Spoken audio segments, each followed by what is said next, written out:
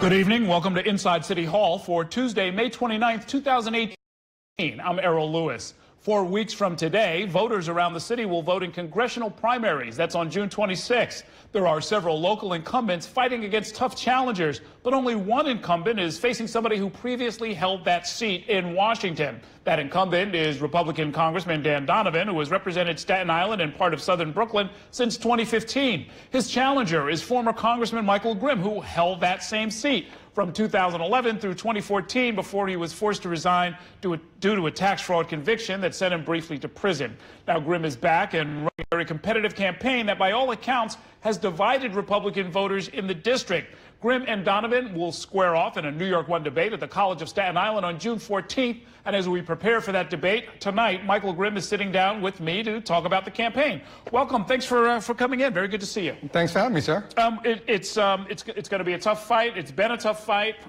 You are coming from a place where, my standpoint is nobody deserves to be judged solely by the worst year of their life, and you are not an exception to that. But you are trying to sort of come back from a tough place. What kind of response are you getting on the campaign trail? I know you're out for Memorial Day going to barbecues and all that stuff. It's been overwhelming. I mean, I have to say I've been through difficult times. That's obvious, but I'm truly blessed because everywhere I go, I have people that go out of their way to come over to me and say, we're with you. We don't like what happened to you. You did a great job. You helped someone during Sandy. You helped someone with this. They didn't forget. So I think that, the people in Staten Island and Brooklyn are very loyal. And I think it really comes down to they felt that I did a good job when I was there, and they know that I'll do a good job again. And I think that's the primary factor. What have you been doing over the last few months? You've been running full time. Just about. I mean, I have a small consulting business, so I have to do that as well to pay the bills. But I'm campaigning as much as I possibly can. Now, are you introducing? Is this Michael Grimm 2.0, or are you just kind of saying, look, I want to pick up where I left off? Pretty much exactly what I was doing before is what I intend to do now. I think even those that listen, obviously, I can be polarizing. I have a very aggressive personality, and I know that. And that's not for everyone. But even my critics will say he was a very hard worker. He did get things done for Staten Island and Brooklyn. And that's what I'm running. I'm running on my congressional record because it's a good one. I'd put it up against anyone in Congress. And we got a lot of things done. And constituent services was always a major focus for me. So when someone comes to you, and in the grand scheme of things of our world, as far as the nation, maybe it's not a big issue. But for that person, it's the biggest issue in their life. Mm-hmm. And that's how I trained my staff to treat these issues. So if someone comes and says, my husband passed away, and I'm not getting the VA benefits I'm supposed to get, it's been a couple of years, well, that person may not be able to stay in their house if we don't take care of that. So constituent services was a very big part of what we did, and we did it well, and I think that's why that pays dividends now, because people remember. Now, Ronald Reagan had his famous 11th commandment, thou shalt not criticize a fellow Republican. You're not just criticizing a fellow Republican, you're trying to get the guy fired, basically, and take his place. Why is that? Well, I don't think he's done a good job, and I think that I'm not sure that commandment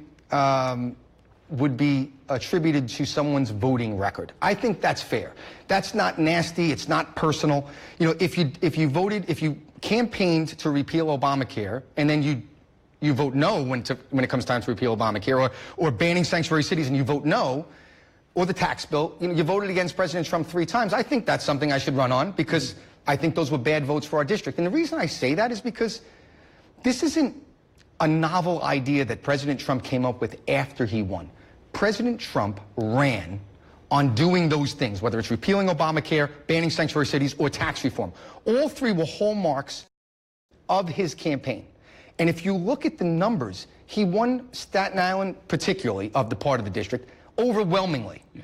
So that's the people that voted for that. That's what they want. So I don't think that any congressman should go against the overall will of the people. So that's why I don't think Donovan's done a good job. Besides that, he hasn't even passed one bill. So I think that's something that's not, again, nasty. It's fact. He has failed to pass one substantive piece of legislation. Well, one of those particular items, the tax bill. Sure. A strictly local issue in some ways because New York, California, and only a couple of other states really got hit in the way that I think critics have really pointed to, and this might have accounted for Dan Donovan's vote, right? Where the non-deductibility of these property taxes is a real serious problem for people in your district, right? Well, yes and no. No in the sense that still about 94% of people will get a tax break. So when you actually look at the numbers, overwhelmingly, the wealthiest of people, many of whom are small business owners. So as small business owners, they make up for it there.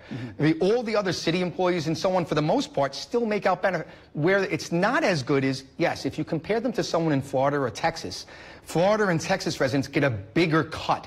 But you're still getting some cut. Isn't something better than nothing? I think so. Now, add to that the ancillary benefits. When you look at what it does for the overall economy for our country, that's also a benefit to the person that might only get a smaller tax cut because they live in New York or New Jersey or California, as you mentioned, but they're still getting the ancillary benefits. It's helping the overall economy grow. It's creating jobs. It's adding to the 401ks. All of those benefits matter, too, and I think that's why it was a good thing for our country. And then also, again, President Trump ran on that. And the one other thing I would say is if you really wanted to be effective in Congress, one of the things that I would have tried to do, I would have linked 2 votes. And I know this is going to sound strange, but if you think about it, they tried to do Obamacare first. They wanted to repeal Obamacare. Yes. And they weren't able to do that. If you taken all the members of the House in California, New Jersey, and say New York, and a few other states, and said, listen, we'll make a deal. We don't want to vote for repealing Obamacare, but we will. However, that's going to free up about $1.3 trillion as a pay-for your tax bill.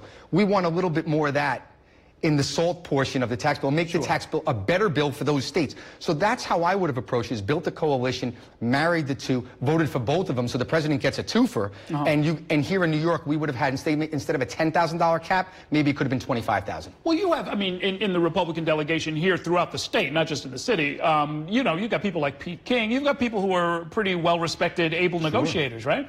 Well, Pete King's extremely well respected, no doubt about that, but it didn't happen. I don't know why that wasn't even brought to the table.